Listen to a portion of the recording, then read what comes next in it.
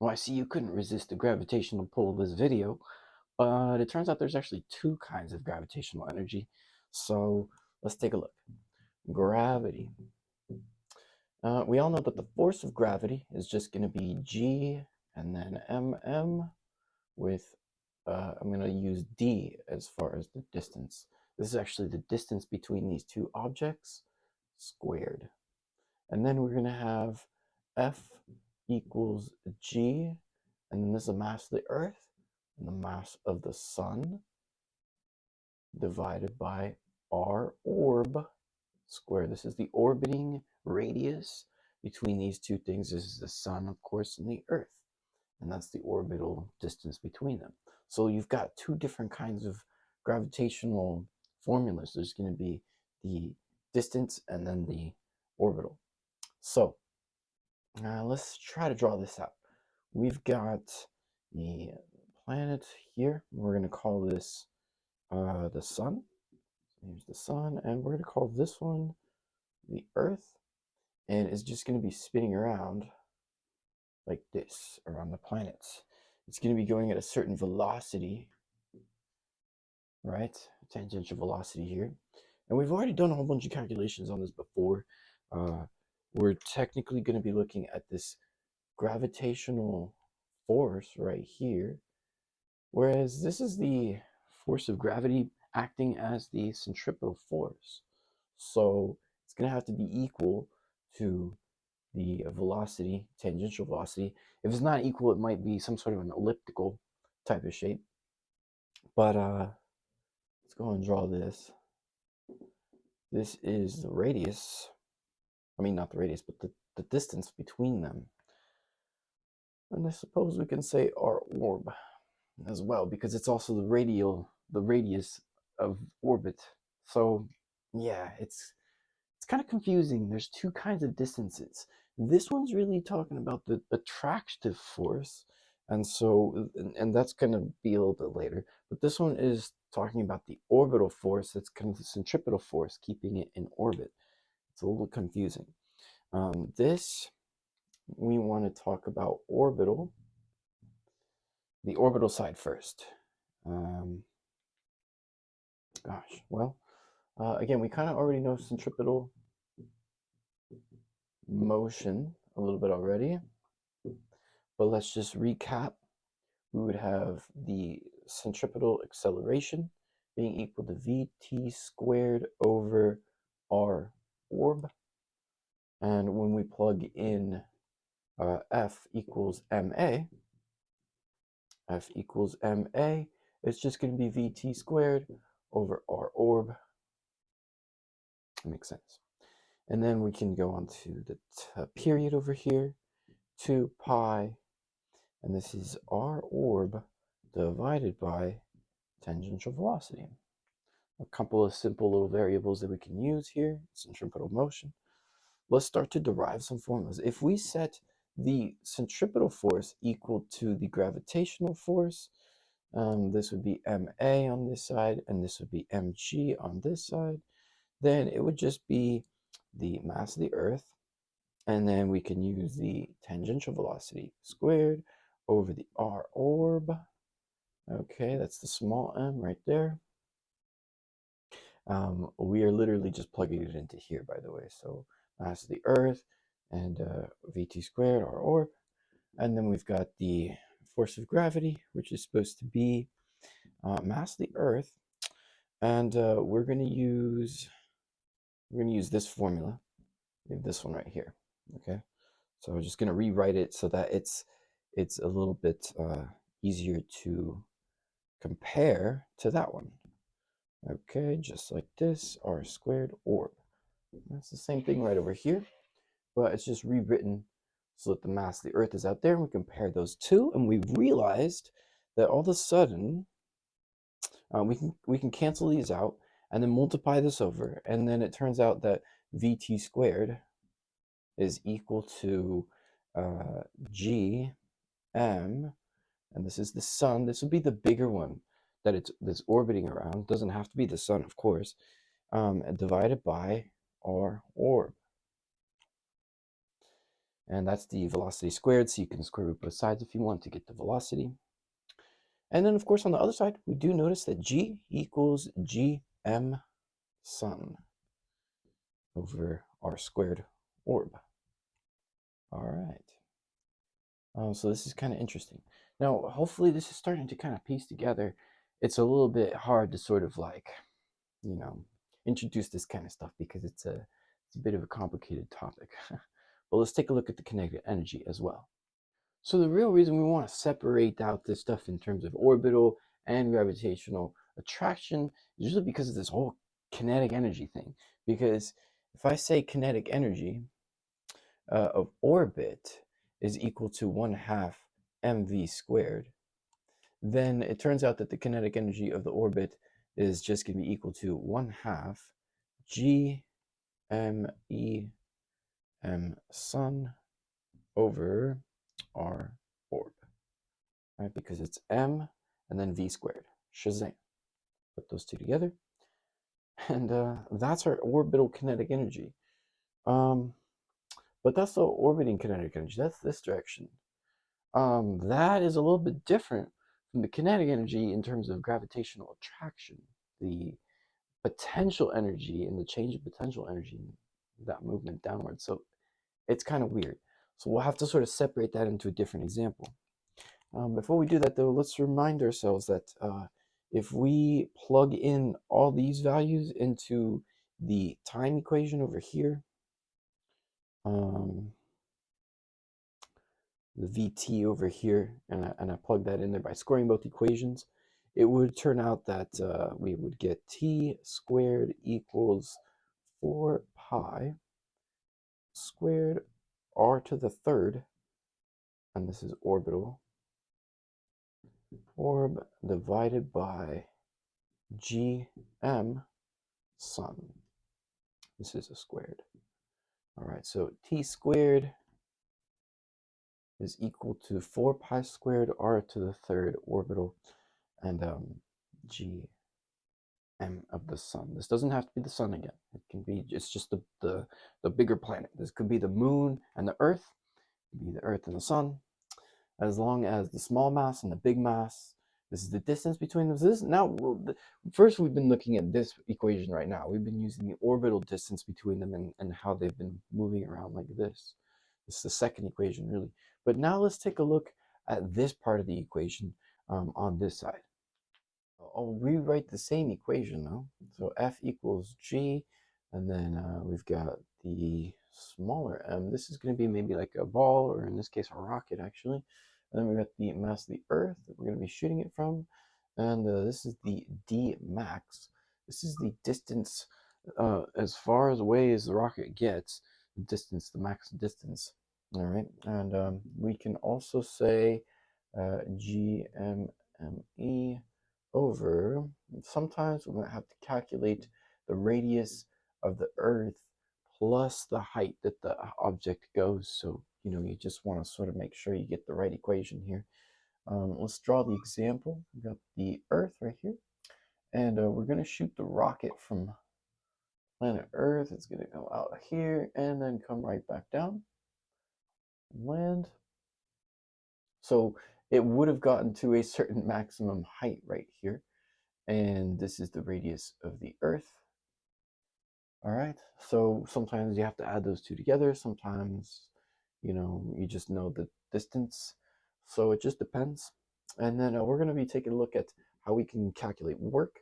This is, as usual, the integral from 0 to the d max. It doesn't have to be 0. It could be the the initial height. Anyway, the initial distance to the final distance. I like to write the integrals like this, and then we got FD, this is a double D. Anyway, so this is just how we write that, and then we've also got the potential energy. This is just the opposite, so 0 D max, but this time is negative. So again, FDD, this would be the force of gravity over here, of course, working on this. And now, this will give us some interesting equations. We'll just start to plug all these numbers in. It's funny, we're going to get this. We're going to get U equals negative G, and then small m, me over D max, d max. Okay. Just take the integral force, integrate that, do a little bit of equations. You have to do some calculations in the background, and you will get this answer over here. And then for the kinetic energy, remember from before, it's just going to be 1/2 g, and then me, m sun. Well, in this case, it's just going to be m, and then me again here.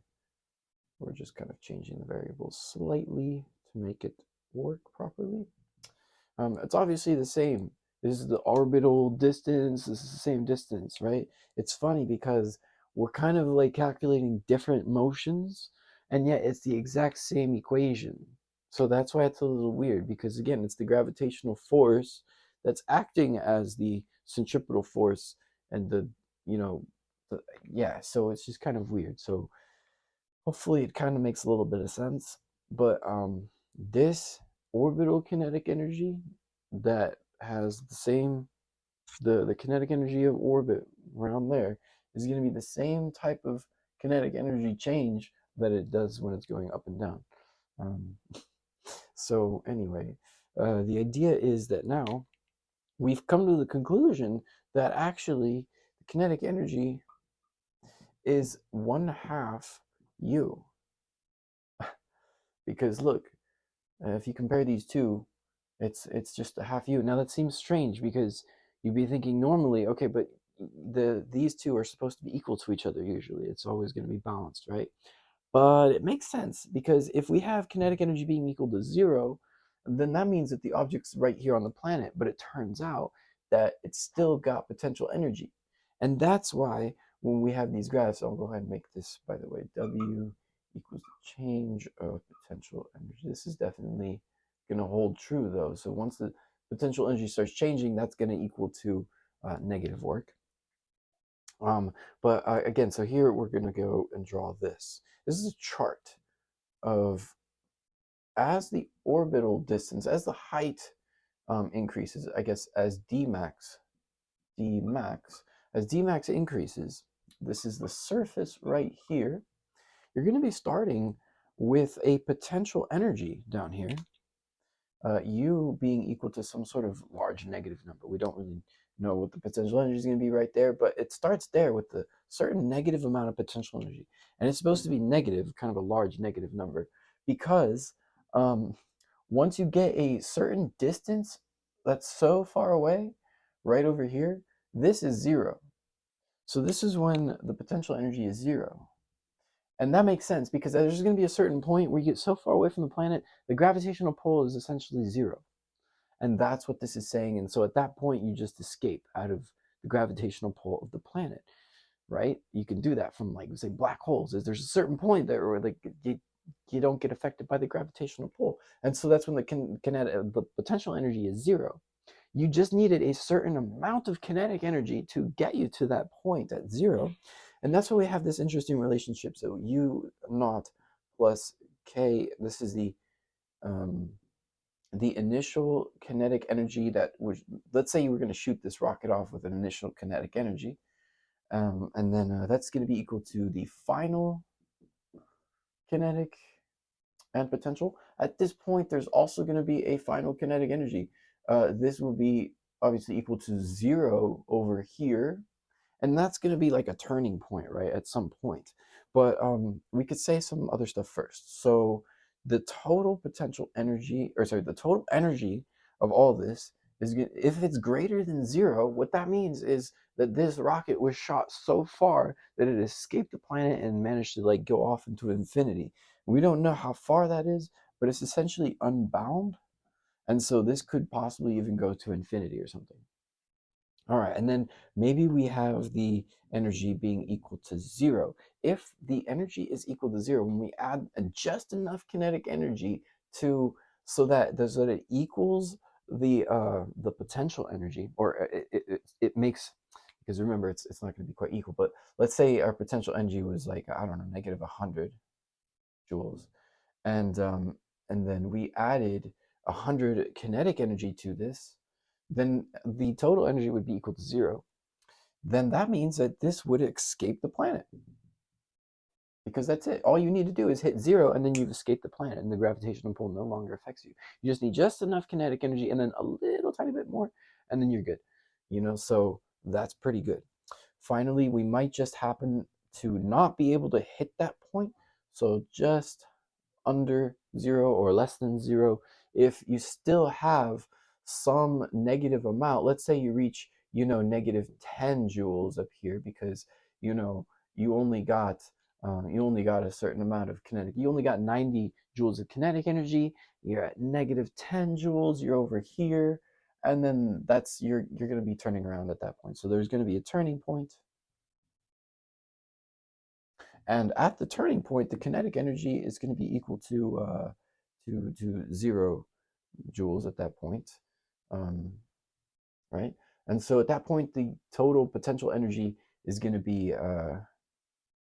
pretty high, because now the total energy is supposed to be negative. Remember, we started off with a certain amount of kinetic energy. Now it's all gone, and that's all going to be transferred into potential energy. So I'm going to add that in, and yeah, so there you go. Hopefully these things are making sense. We're not really doing too many specific number examples, but this is hopefully making some kind of sense. Let's take a look at some other interesting variables. Well, there's a few really important numbers we need to know, and one of them is going to be G. G is the gravitational constant over there, 6.67 e to the negative 11 Newton meters squared over kg squared. All right, and then we've got the speed of light. That is 3 e to the 8 meters per second. Okay, and then we've got the mass of the Earth. That could be 6 e to the 24 kilograms.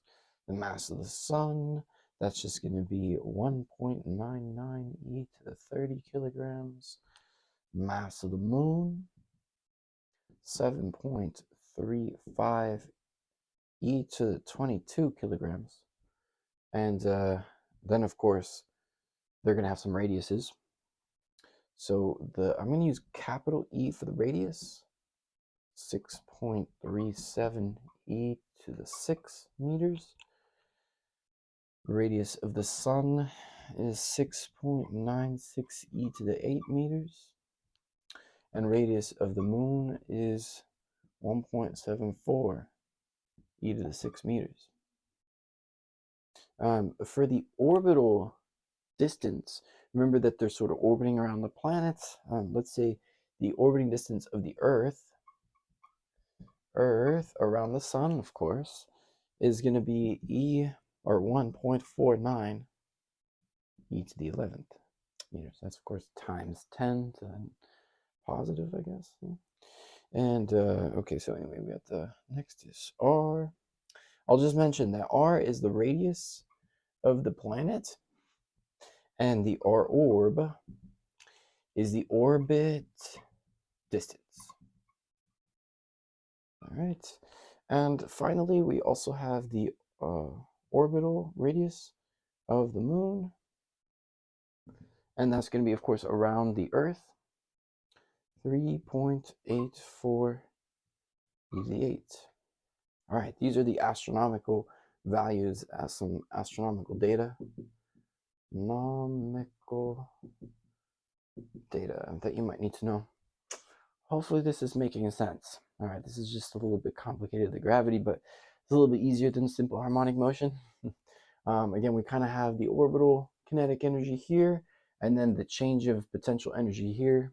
Two different types of kinetic energy, the same equation, and these are very important to label properly as being R orb and D max and those types of things right there. So make sure to take good notes and to review this entire course, because it's been quite a doozy.